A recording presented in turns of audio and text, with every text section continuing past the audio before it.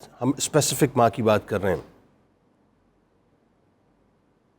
فرما بردار نہیں ہیں یا اپنے تیور دکھاتے ہیں، ان کے اوپر غراتے ہیں، اپنی اوقات کو بھول جاتے ہیں کہ کس طرح سے اس مرحلے سے ماں گزری جب 9 مہینے اس نے پیٹ میں رکھا، بھول جاتے ہیں اس مرحلے کو جب اس نے بڑی تکلیف کے ساتھ جنا، اور بھول جاتے ہیں اس مرحلے کو جب اس نے 2 برس اپنی چھاتی کے ساتھ لگا کر اسے دودھ منتقل کیا۔ میں آپ کو ایک واقعہ بتلاتا ہوں۔ ایک صحابی ہیں حضرت حارثہ بن نعمان رضی اللہ تعالیٰ عنہ، اور توجہ کے ساتھ سنیے گا اس واقعے کو۔ کائنات کے تاجدار جنت تشریف لے جاتے ہیں، اور جنت میں داخل ہونے کے بعد ایک بہت ہی خوبصورت سی قرات کی آواز کو آپ سن رہے ہیں، بہت خوبصورت سی آواز۔ سرکار مدینہ صلی اللہ علیہ وآلہ وسلم نے پوچھا کہ یہ کون ہے؟ تو سرکار علیہ السلام کو بتلایا گیا کہ حارثہ بن نعمان رضی اللہ تعالیٰ عنہ ہے۔ معلوم ہے سرکار نے کیا فرمایا؟ فرمایا کہ یہی نیکی ہے، پھر ریپیٹ کیا، فرمایا یہی نیکی ہے، پھر آپ نے جملہ ریپیٹ کیا کہ یہی نیکی ہے، اور اس کے بعد سرکار علیہ السلام نے فرمایا جو ایک آفاقی جملہ ہے، کوڈ آف کنڈکٹ ہے تمام اولادوں کے لیے۔ فرماتے ہیں کہ وہ حارثہ اپنی ماں کے ساتھ بہت زیادہ حسن سلوک کرنے والا تھا۔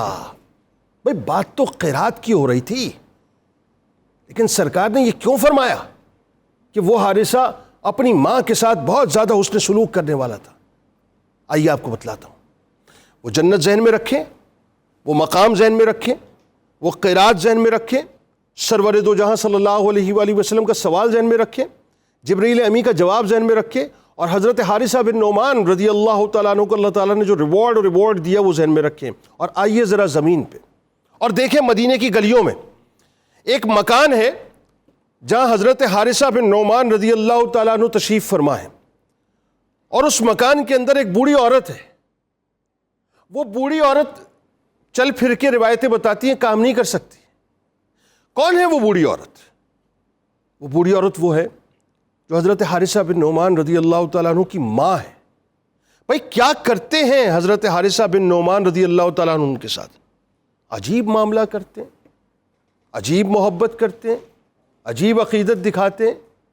جس وقت ان کی ماں کی خدمت میں جاتے ہیں تو ایسے ہاتھ جوڑ کے، ہاتھ باندھ کے، سر جھکا کے کھڑے ہوتے ہیں جیسے ایک غلام اپنے آقا کی بارگاہ میں کھڑا ہوتا ہے۔ اپنی ماں کے لیے کھانا بناتے ہیں، اپنی ماں کو اپنے ہاتھوں سے پیار سے، جیسے ماں بچپن میں بچے کو لقمے کھلاتی ہے ایسے پیار سے لقمے کھلاتے ہیں۔ پھر کیا کرتے ہیں حارثہ بن نعمان؟ پھر اس کے بعد کرتے یہ کہ ان کے کپڑے بھی دھوتے ہیں، ان کی خدمت بھی کرتے ہیں، ان کے سر میں کنگھی بھی کرتے ہیں، ان کے سر میں تیل بھی لگاتے ہیں۔ اچھا پھر کیا کرتے ہیں؟ پھر یہ کرتے ہیں کہ اگر ماں کوئی حکم دیتی ہے تو پھر غلاموں کی طرح سر جھکا کے کھڑے ہو جاتے ہیں اور کہتے ہیں جی ماں جو آپ نے فرمایا میں کر دوں گا۔ پھر کیا کرتے ہیں؟ پھر یہ کرتے ہیں اگر کوئی بات سمجھ نہیں آتی نا تو اپنی ماں کو نہیں کہتے کہ ماں دوہرا دو کہ کہیں میری ماں کو تکلیف نہ ہو، اپنی زوجہ سے کہتے ہیں کہ تم نے سنا کہ ماں نے کیا کہا ہے؟ تم نے سنا کہ ماں نے کیا کہا ہے؟ وہ بتلاتی ہے کہ ماں نے یہ کہا ہے تو ان کے حکم کو بجا لاتے ہیں۔